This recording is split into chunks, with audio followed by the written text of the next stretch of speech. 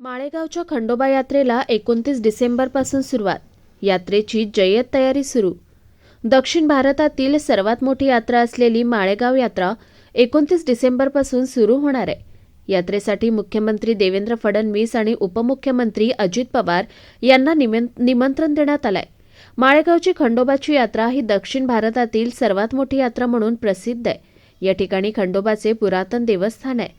यंदा यात्रेला 29 डिसेंबरपासून सुरुवात होणार असून आतापासूनच अनेक व्यापारी यात्रेत दाखल झालेत. परभणी आणि हिंगोली जिल्ह्यातून लाखो भाविक या यात्रेत हजेरी लावतात. प्राण्यांचा बाजार हा या यात्रेचा विशेष आकर्षण आहे, जिथे कुत्र्यांपासून उंटांपर्यंत सर्व प्रकारची जनावरे विक्रीसाठी उपलब्ध असतात. यंदा यात्रेसाठी जय्यत तयारी करण्यात आली आहे. विद्युत पुरवठ्यासाठी 60 नवीन खांब बसवण्यात आलेत. तसेच लिंबोटी धरणावरून पाण्याची व्यवस्था करण्यात आली आहे. मुख्यमंत्री देवेंद्र फडणवीस, उपमुख्यमंत्री अजित पवार यांना माळेगाव ग्रामपंचायतीतर्फे निमंत्रण देण्यात आल्याची माहिती सरपंच मल्हारी धुळगडे यांनी दिली आहे. दरवर्षीप्रमाणे याही वर्षी आम्ही दक्षिण भारतात सर्वात मोठी यात्रा माळेगाव येथे भरते आणि माळेगाव यात्रेच्या ग्रामपंचायतच्या वतीने मुख्यमंत्री साहेब देवेंद्र फडणवीस साहेबांची भेट घेऊन आम्ही प्रत्यक्ष त्यांना आमंत्रण देण्यात आलं ग्रामपंचायतच्या वतीने. त्यानं आम्हाला येण्याचे संकेत दिले. आमदार साहेब तो तुमच्या सांगतो म्हणले.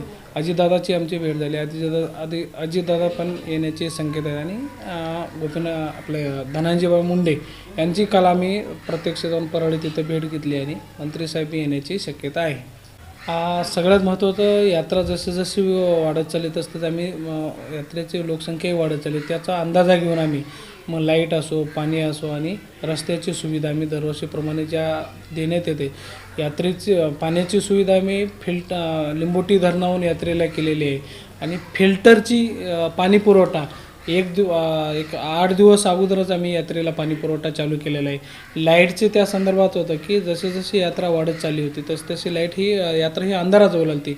पण गेल्या वर्षी 30 पोल आणि यावर्षी लाईटचे 30 पोल असे 60 पोल आम्ही यावर्षी लावलेले आहेत आणि यात्रा परिसर भाग कुठेही अंधारात राहू नये यासाठी आम्ही तिथं पूर्ण काळजी घेतलेली आहे. आणि जो मेन रस्ते असतात यात्रा परिसरातले, त्यासाठी आम्ही यात्रा परिसरातले जे रस्ते आहेत ते पण शिशी करण्याचा प्रयत्न केलेला आहे. यावर्षी जेवढा निधी आला आहे कायमस्वरूपी यात्रेला कायमस्वरूपी योजना ज्या पुरवठा होतात त्या योजना आम्ही केलेल्या आहेत. यात्रा ही 29 डिसेंबरला देवस्वारी असते, म्हणजे देवांची पालखी असते. 30 डिसेंबरला पशुप्रदर्शन जे असतं ते पूर्ण पशुप्रदर्शन असते.